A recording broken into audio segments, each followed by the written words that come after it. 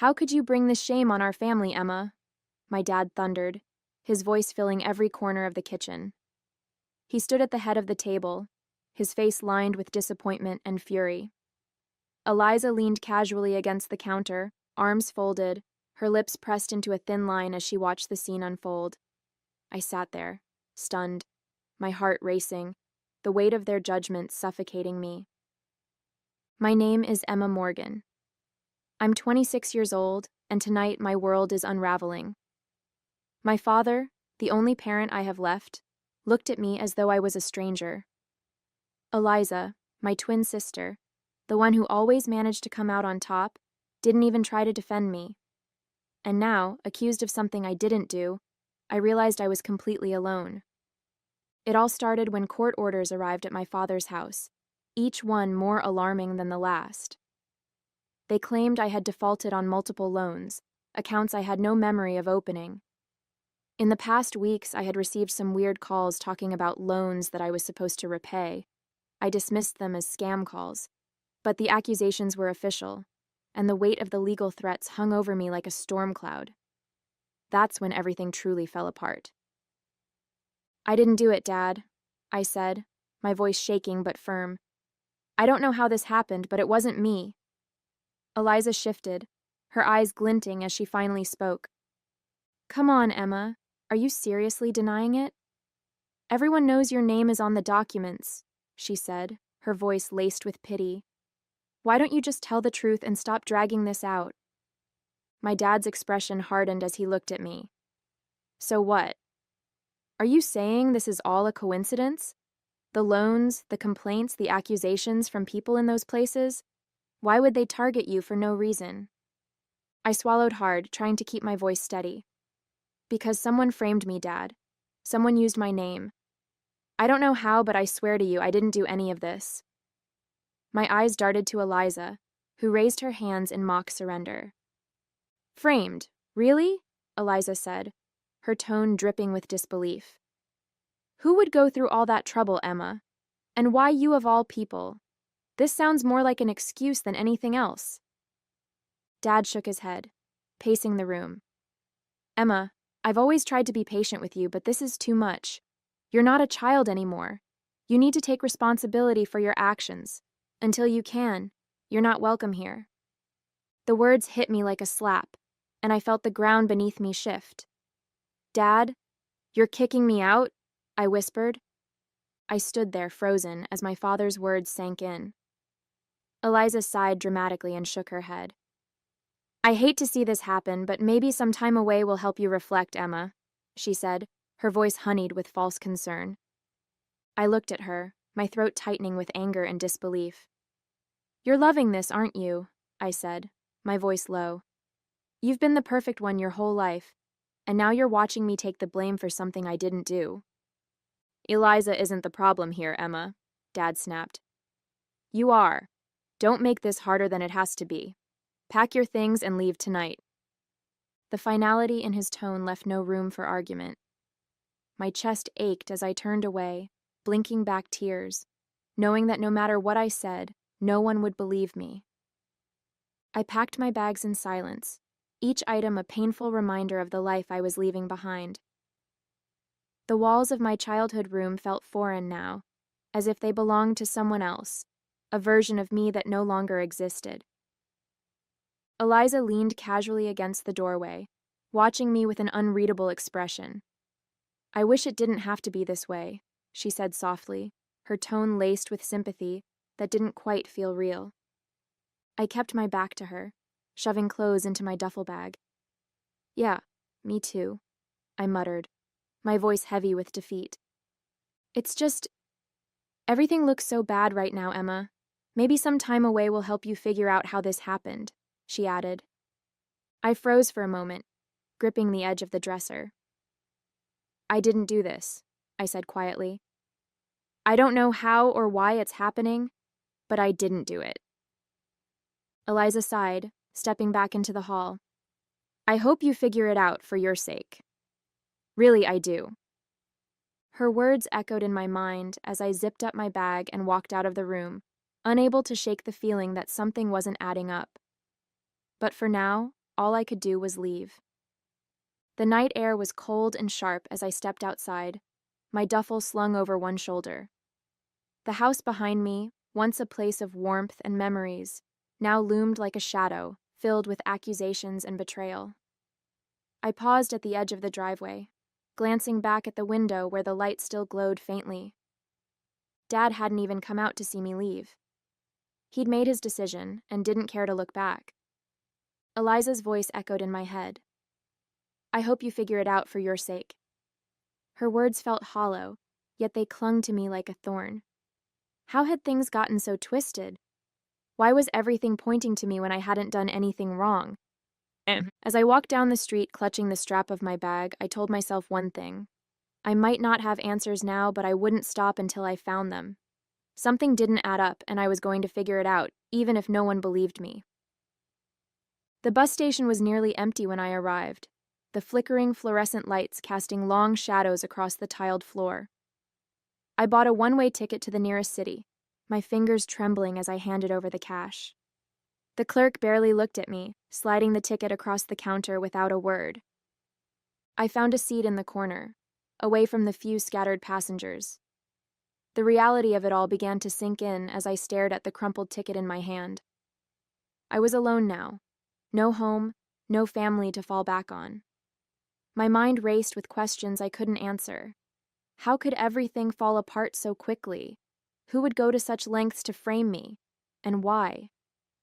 The engine of an approaching bus rumbled in the distance, pulling me from my thoughts. As the vehicle rolled to a stop, I tightened my grip on my bag and stood.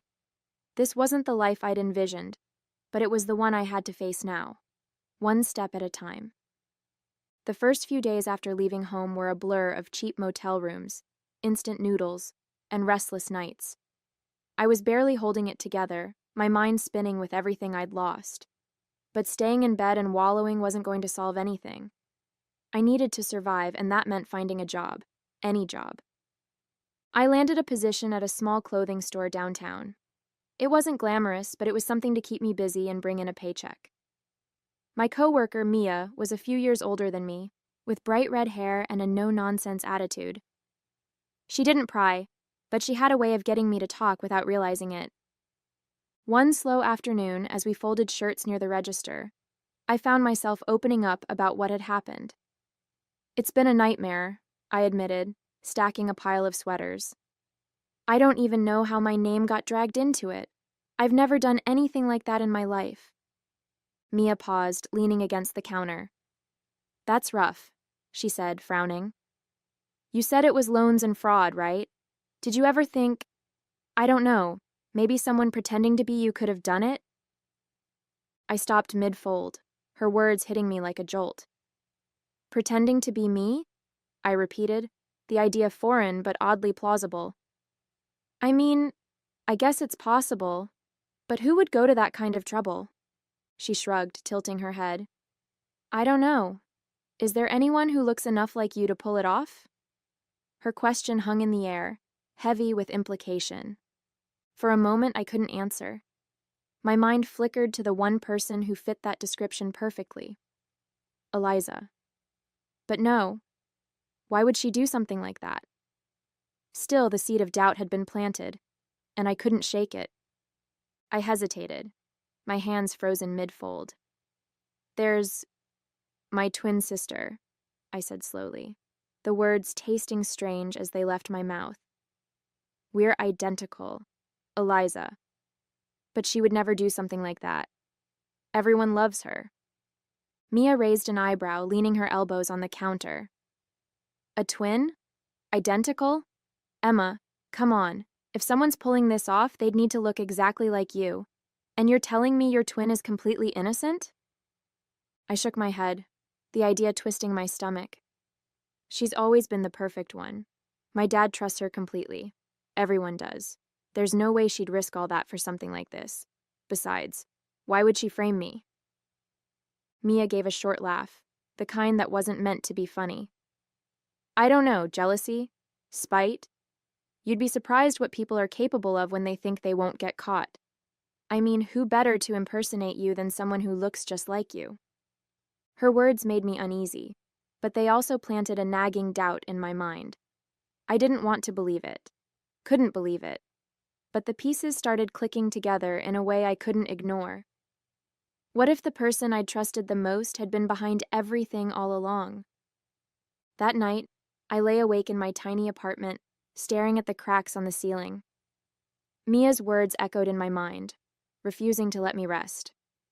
Who better to impersonate you than someone who looks just like you? Eliza had always been the center of attention, the one who could talk her way out of anything. And me? I was the quiet one, the easy target. But could she really do something so cruel? I pulled out my phone, scrolling through old photos. There we were, Eliza and me, side by side, practically mirror images. I remembered how she used to joke about how easy it would be to trick people. Back then it seemed harmless, just her being playful. But now, it felt like those jokes were hiding something darker. As much as I didn't want to admit it, a part of me couldn't shake the possibility. If it was Eliza, she'd gone to great lengths to make sure I took the fall. And if that was true, I needed proof. I couldn't confront her or anyone else without evidence. This wasn't just about clearing my name anymore. It was about finding the truth, no matter how much it hurt. The next morning, I made a decision. I wouldn't call my dad or Eliza, not yet. If there was even a chance Mia was right, confronting them without proof would only make things worse. Instead, I'd focus on finding answers. At work, I told Mia I wanted to look into it, unsure how she'd react.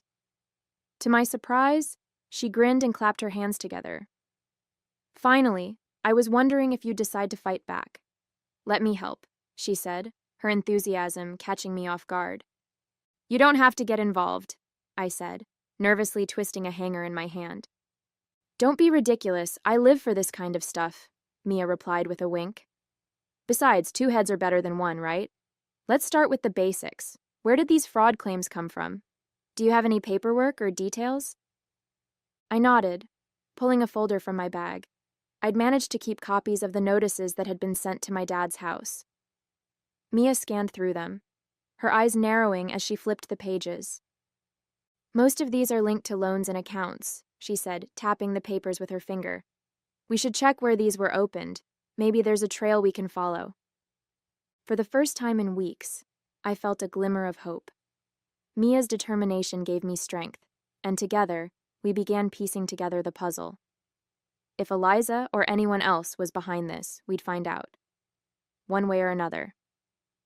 It all started when court orders began arriving at my father's house, each one more alarming than the last. They claimed I had defaulted on multiple loans, accounts I had no memory of opening.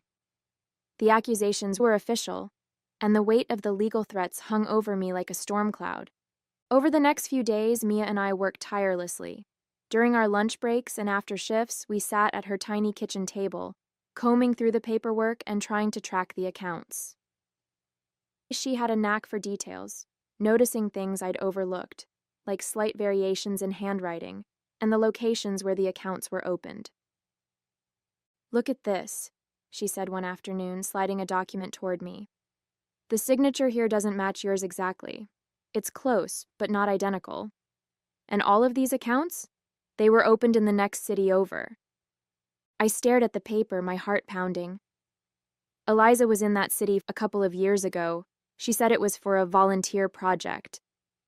I paused, the words catching in my throat. Do you think... Mia leaned back in her chair, her expression serious. It's starting to look like someone used your name while they were there. And if she was the one spending time in that city, well...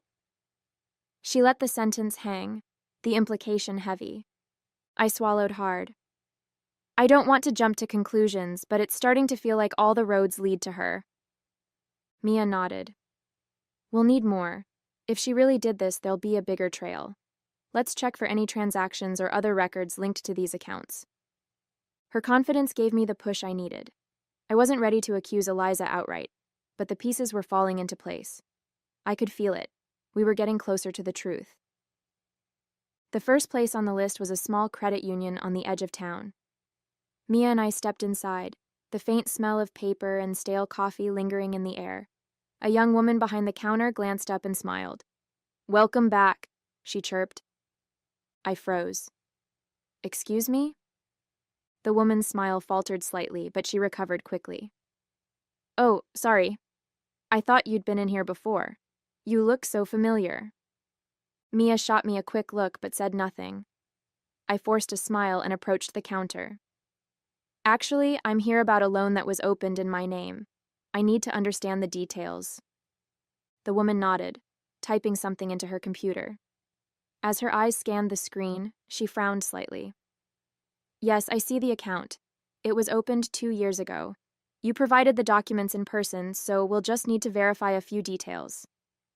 "In person?" I repeated, my voice shaking. "Yes," she said slowly, her gaze darting between me and the screen. "You brought your ID and signed the forms here in the branch." She hesitated, then added, "It was during a quiet afternoon. I remember because we chatted briefly about how warm it was for that time of year." Mia leaned casually against the counter, her expression calm but her eyes sharp. "Is there any chance you could pull up a copy of those documents? We'd like to check everything carefully." The employee hesitated. "I can't let you take them, but I can show you the scans in the system." She turned the monitor slightly, and there it was. My name, my signature, and my face. Except, it wasn't my face. Not exactly. Mia stepped closer, her voice low. "Emma, that's your sister, isn't it?" My stomach dropped. The face on the screen was identical to mine, but with subtle differences I couldn't deny. It was Eliza. My hands trembled as the truth I'd been avoiding stared back at me. We visited 2 more locations that day, each experience eerily similar. At every bank or loan office, the employees acted like they knew me, greeting me with familiarity or referencing conversations I'd never had. At one office, a middle-aged man behind the desk even chuckled. "Back again? Didn't think we'd see you so soon," he said, shuffling through papers on his desk. I forced a polite smile, my stomach twisting. "Actually, I'm here about some discrepancies with an account opened in my name," I said carefully. His smile faded slightly and he glanced up at me. "You're saying there's an issue? But you provided all the documentation yourself when you were here last month." Mia leaned forward, her tone casual but firm. "Was there any ID involved? Maybe you still have it on file?" The man frowned but nodded. "Of course. Let me pull up the account." When the documents appeared on his screen, my heart sank. The face staring back at me from the ID was unmistakable. Eliza's face wearing my name. My stomach churned as realization hit me like a freight train. It was Eliza all along. The face on the ID, the signature on the forms, the confident way she'd carried out the scams.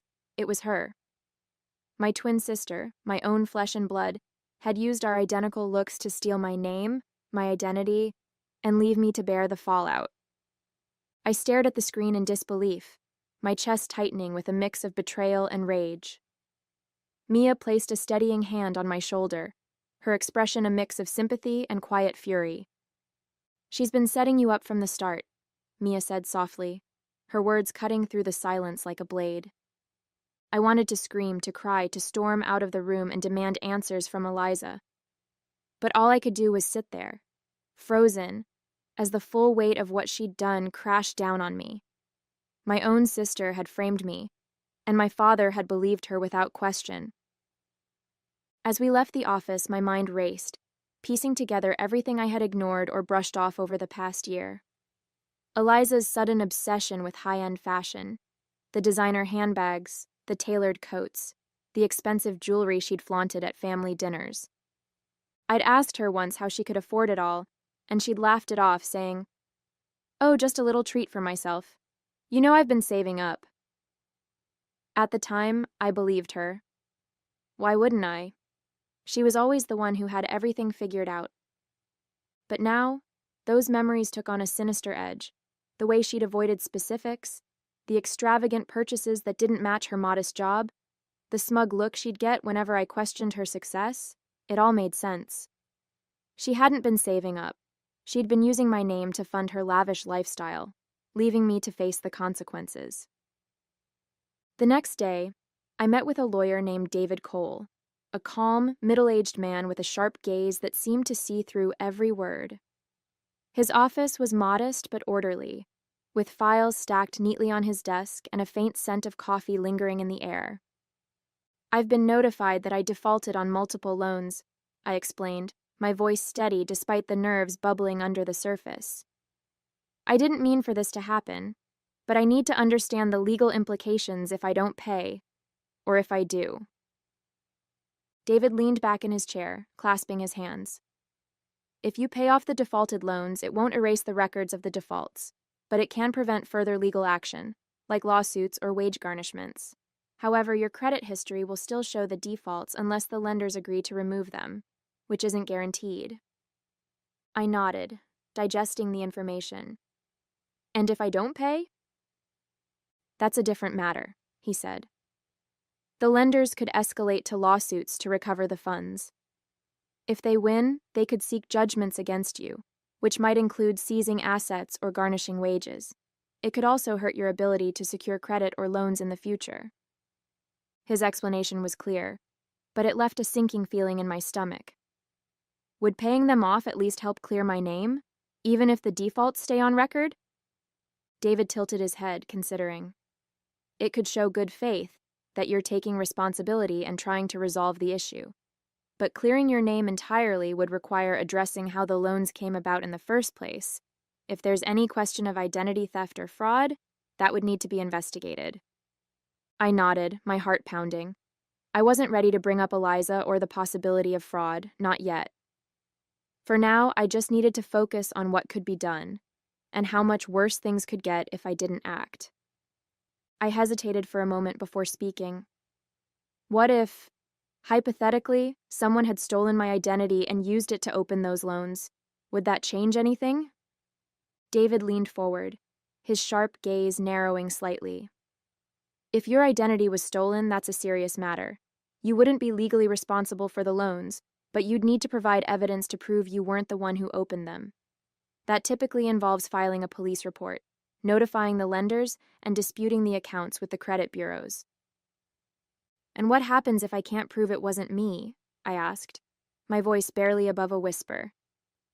"Then it becomes much more complicated," he replied.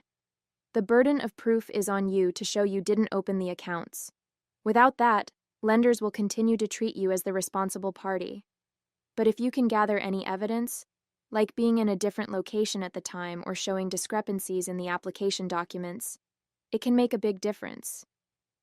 I nodded, his words sinking in like weights on my shoulders. "So paying them off wouldn't clear my name if they think I'm the one who opened the loans?" "Not entirely," David said. "It would stop the legal actions against you for defaulting, but the history of the loans and the assumption that you opened them would remain unless you prove otherwise. If there's even a chance someone else is behind this, you need to investigate it now. The longer you wait, the harder it'll be to gather evidence." I nodded again, my mind racing. His advice made sense, but it also meant I couldn't avoid the truth forever. David's expression softened slightly as he leaned forward, his voice steady. "If you can prove that your identity was stolen and you weren't the one who opened those loans, you won't be held liable for the debts. The lenders will have to close the fraudulent accounts and stop pursuing you. Your credit report can also be corrected to remove the negative marks associated with those accounts." Relief flickered for a moment before another question crept in. "And what happens to the person who stole my identity?" "That depends," David said, his tone firm. "If you provide evidence of identity theft, it becomes a criminal matter. Law enforcement could get involved, and the person responsible could face charges for fraud, forgery, or other related crimes. Penalties could include fines, restitution to the lenders, or even prison time, depending on the severity of the case." I swallowed hard. "So, if I come forward with proof, I'll be cleared, but the person behind this, they could face serious consequences?" "Yes," he said, meeting my eyes. "But clearing your name is your priority. If someone close to you is responsible, I know it might feel complicated. But remember, this isn't just about money. It's about justice and protecting yourself from further harm. I nodded slowly, his words settling heavy in my chest. If it came to that, I'd have to make a choice. Protect the person who betrayed me, or finally fight for my own truth. The decision weighed heavily on me, but I knew I couldn't keep running from the truth. Eliza had to face the consequences of what she'd done, not just for me, but for the family she had deceived so easily.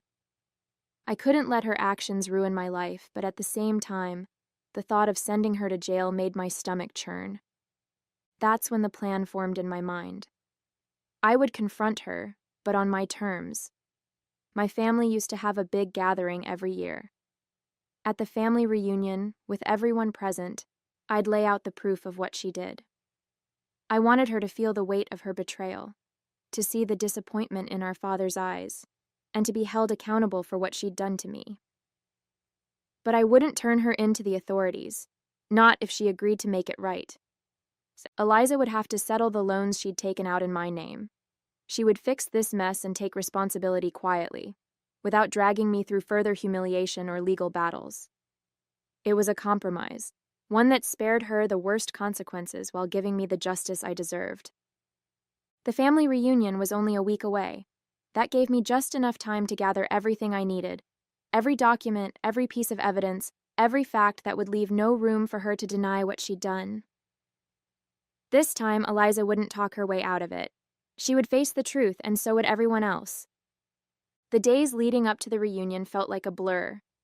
Every spare moment was spent combing through the evidence I had gathered, photos of the forged documents, bank statements, and even the recordings of the bank employees who had unwittingly confirmed Eliza's actions. Each piece fit together like a puzzle, building an undeniable case against her. Mia was by my side through it all, her relentless energy keeping me focused when the weight of it all threatened to crush me. "You've got this, Emma," she said as I packed the files into a neat folder the night before the reunion. "Just stick to the plan. Don't let her twist this around." I nodded, my hands trembling slightly as I zipped the folder shut. "She's been doing this for so long, Mia. What if no one believes me? What if Dad sides with her again?"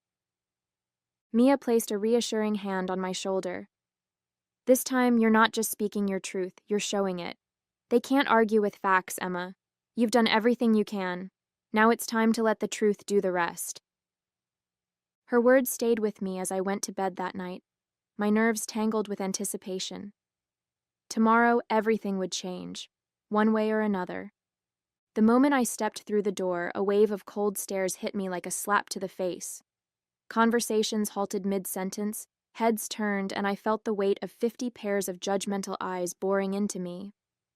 My heart pounded, but I straightened my shoulders and walked further into the room, refusing to let their disgust break me. Whispers followed me as I passed. "Can you believe she had the nerve to show up? After everything she's done? Unbelievable." I heard she's being taken to court. The room was packed, with relatives I hadn't seen in years filling the space. My dad stood near the fireplace, talking to Uncle Richard, but when he saw me, his face darkened. Eliza, ever the actress, stood near the buffet table, surrounded by a group of cousins who hung on her every word. She glanced at me, her eyes narrowing slightly, but her expression quickly shifted into one of practiced pity. "Emma," Dad called, his voice clipped and cold. "I'm surprised you even showed up." I forced a polite smile and held my ground. "Of course I showed up. It's a family reunion, isn't it?" The tension was thick enough to cut with a knife. Eliza sauntered over, a drink in her hand, her voice dripping with condescension. "It's brave of you to come here after everything that's been going on," she said sweetly. "I know things have been difficult for you lately." I clenched my fists at my sides, my folder tucked securely under my arm. "You have no idea, Eliza. But that's why I'm here. I have something to say, and I think everyone here deserves to hear it." The room went silent as her smirk faltered slightly, replaced by a flicker of unease. This time, I wasn't going to let her control the narrative. This time, the truth would speak for itself.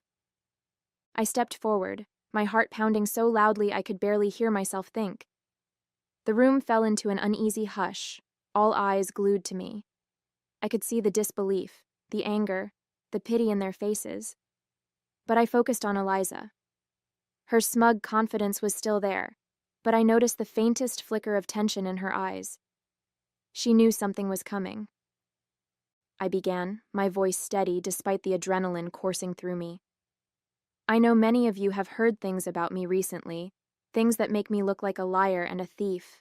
I've been accused of defaulting on loans I never took and ruining the family's reputation. It's hurt me deeply to think that so many of you believe I could do something like that. I paused, scanning the room, letting the silence settle. Eliza shifted slightly, her smile thinning. But I didn't come here to plead my innocence with words alone. I came here with proof. I pulled the folder from under my arm and held it up. Everything I'm about to show you is documented and verifiable. Bank statements, witness testimonies, even recordings from the places where these loans were supposedly taken out.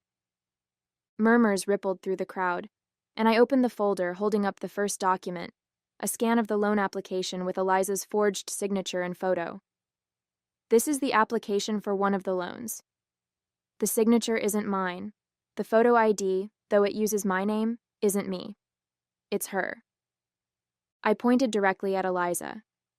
Gasps echoed through the room, and her confident facade cracked for just a moment before she quickly recovered. "That's ridiculous," she said, her voice rising as she laughed nervously. "Why would I ever do something like that? Emma, this is desperate, even for you." But I didn't stop. I laid out every piece of evidence, the mismatched handwriting, the dates she'd been in the cities where the loans were taken out, the employees' descriptions of her. Piece by piece, the puzzle came together, and the crowd turned their eyes to Eliza, their expressions shifting from pity for me to suspicion toward her. By the time I finished, the room was buzzing with tension. I looked directly at my father, his face pale, his eyes darting between me and Eliza. "Dad," I said, my voice softer now. "I know you don't want to believe this, but the truth is right here. She used my name, my identity, to fund her lifestyle, and I've been left to pick up the pieces." Eliza stepped forward, her voice shrill. "This is insane. She's lying, trying to turn everyone against me because she's jealous. You all know she's always been jealous of me." But the weight of the evidence spoke louder than her words, and for the first time, I saw doubt flicker in the eyes of those who had always believed her. The room was filled with stunned silence as I finished speaking, my evidence laid bare for all to see.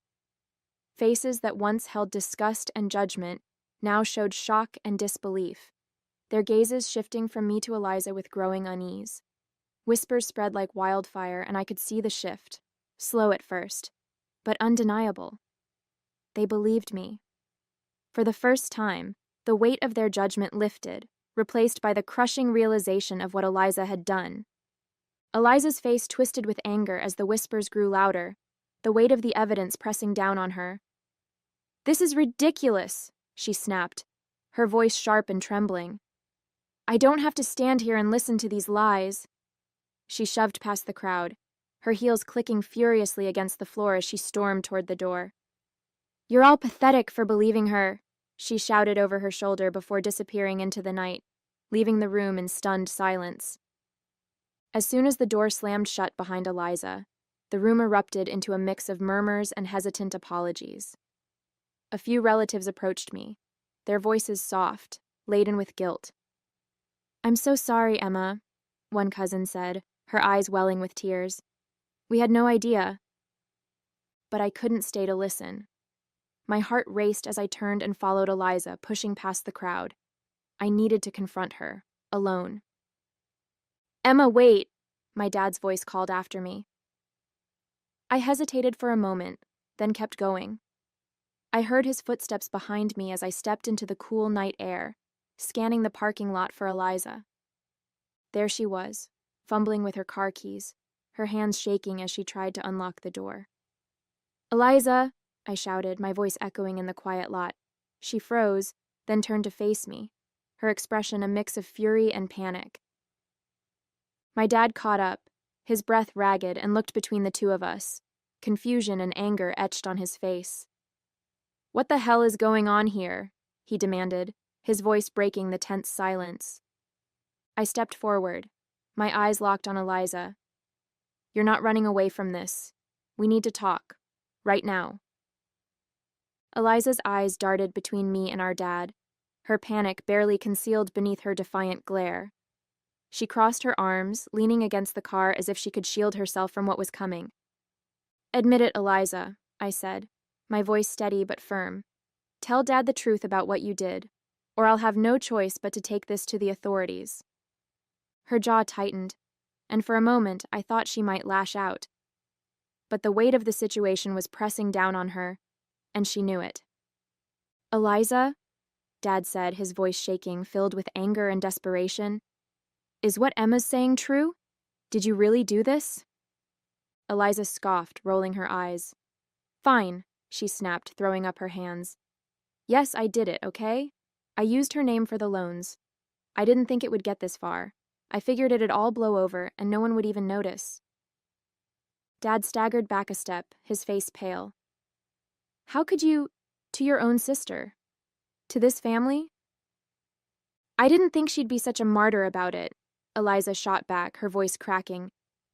"I needed the money, and she's always been flying under the radar.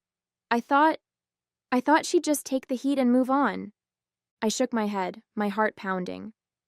"You didn't just hurt me, Eliza, you destroyed my life, and I was ready to let you get away with it if you'd just own up to it and fix it. But if you don't settle those loans and clear my name, I'll make sure everyone knows what you've done, including the police." Eliza froze, the weight of my ultimatum hanging heavy in the air. For once, she had no comeback, no way to charm her way out of the mess she'd created. Eliza's defiance crumbled, her shoulders sagging as tears welled in her eyes. She looked down at the ground, unable to meet either of our gazes. "I'm sorry," she whispered, her voice barely audible. "I never meant for it to get this bad. I didn't think it through." Dad stared at her, his expression a mix of disappointment and disbelief. "You didn't think? Eliza, do you realize what you've done to your sister, to this family?" She wiped at her eyes, shaking her head. "I'll fix it," she said quickly, her voice trembling. "I'll pay back everything. I'll settle the loans. I'll clear Emma's name. I swear I'll do whatever it takes to make this right." I watched her carefully, searching for any hint of manipulation, but for the first time, Eliza looked genuinely ashamed. "You better mean that," I said, my voice firm but quieter now. "Because if you don't, I won't hesitate to take the next step. This is your last chance, Eliza." She nodded frantically. "I do. I'll do it, Emma. I promise." Over the next few weeks, Eliza kept her word. She contacted the banks, paid off the defaulted loans, and provided statements clearing me of any involvement.